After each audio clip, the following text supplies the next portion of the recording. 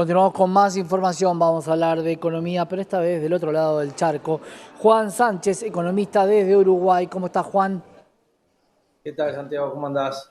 Un placer, bien. A ver, Bueno, Juan, ¿cómo se maneja Uruguay en cuanto a la generación de la energía? Hablábamos el otro día con Paraguay y Paraguay nos contaba que lo que generan de energía, el sobrante lo exporta a la Argentina. ¿Cómo es el caso del Uruguay?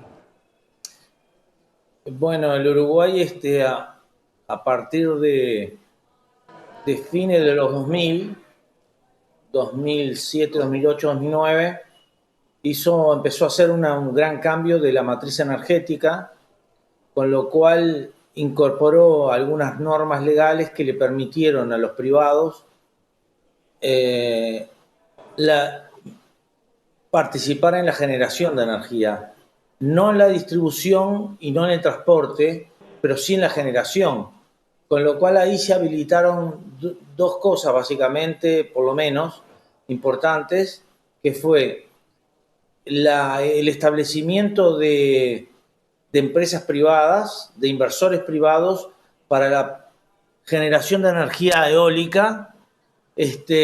Partimos de una producción casi nula, este, y llegamos a una producción hoy en día que equivale a alguna de las producciones de las hidroeléctricas. O sea, Uruguay, digamos, creció mucho a partir de dos instrumentos. Uno es, digamos, los acuerdos de público-privados, que son similares a los de PPP, pero son de APP, son un poco diferentes, son aplicables específicamente al tema de energía, y además el mantenimiento de los sistemas de incentivo de lo que hablábamos la vez pasada, del apoyo a las inversiones en un sistema general de promoción de inversiones, tanto nacionales como extranjeras, con lo cual esa combinación de esas dos cosas hizo que participaran empresas uruguayas y empresas extranjeras en la generación de energía eólica y energía solar. Energía solar mucho menos y energía eólica mucho más, en una relación si estamos hablando de megawatt, de 1,5 Ujú. a 0,3. O sea, digamos, estamos hablando en el equivalente, si en la eólica puede ser equivalente a la producción de más de una hidráulica, entre ellos Salto Grande. En el caso de la solar todavía estamos como varias veces por debajo. Esto nos permitió que, como además Uruguay hizo algunas inversiones de conexión con Brasil, sobre todo, y con Argentina tiene a través de Salto Grande, Claro. con Brasil hizo una inversión de 500 millones de dólares para conectar un anillo que le asegurara el transporte y distribución a través de todo el territorio por varios lugares y disminuyó el riesgo. Uruguay exportó a Brasil en los últimos años cuando a Brasil le faltó, y a su vez también importó, pero sobre todo en los últimos años estuvo exportando energía a Brasil. Por lo general tiene una matriz autosuficiente de energía para toda su Sí, población. Nos contaba de Paraguay que le sobraba. Te pregunto respecto a la Sí, hola, reglamentación buenas tardes. de ¿Cómo estás? los molinos, de alguna manera, para la sí. energía eólica. ¿Hay algún tipo de reglamentación, algún tipo de departamento donde está autorizado la utilización de molinos? En otros sí, Sí. en otros no. ¿Cómo se manejan? No, es una política general de la política de cambio de matriz energética. Nosotros cumplimos una primera etapa, una primera fase de lo que es esa revolución o cambio de energía en matriz energética. Estaba concentrado en el Ministerio de Industria, en la Dirección de Energía, que tenía una impronta que se mantuvo en los gobiernos sucesivos anteriores y en el actual, de ese cambio. Por lo tanto, la impronta fue de cambiar la generación de energía hacia energías renovables.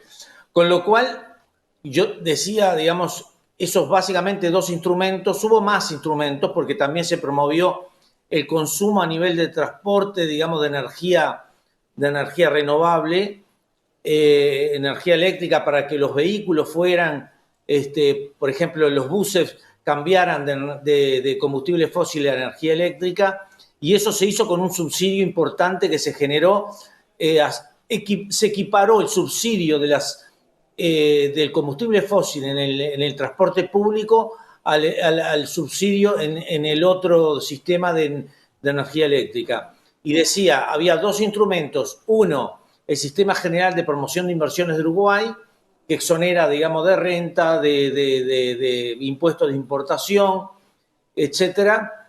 Y por otro lado, digamos, el hecho de que Uruguay acordó y aprobó estos acuerdos, digamos, de participación público-privada, que son lo que se llamaba PPA, que son específicos, son como los PPP de participación público-privada, pero aplicados específicamente en el mundo es así, aplicados a energía. Claro. ¿Y qué es lo que hace? Al principio asegura por un tiempo una demanda firme de energía por 5, 10, X años, según el caso. Pero eso está abierto a todos. La única excepción que en realidad hay como algo que se negocia caso por caso es cuando se trata de grandes inversores, por ejemplo, lo que fue UPM, Montes del Plata, que tienen una gran producción de biomasa, que a su vez ellos pueden producir una generación y a su vez autoconsumo. Eso está habilitado al haber permitido ley anterior, como comentaba, la generación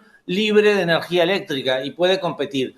El que coordina todo esto es lo que se llama la Administración del Mercado Eléctrico, que se llama ADME, y también participa la Unidad Reguladora de Energía Eléctrica y Agua, pero en definitiva hay una gran coordinación y firme mantenimiento de las políticas públicas en energía, que es la Dirección Nacional de Energía, que está dentro del Ministerio de Industria y Energía, que es una de las principales secretarías de Estado, ministerio. Vamos a seguir charlando de esto, Juan, pero para cerrar te pregunto, sí. En la Argentina ya se prevén faltantes de electricidad por el consumo en el verano. ¿Qué pasa en el verano en Uruguay? ¿Va a haber faltante de energía o no?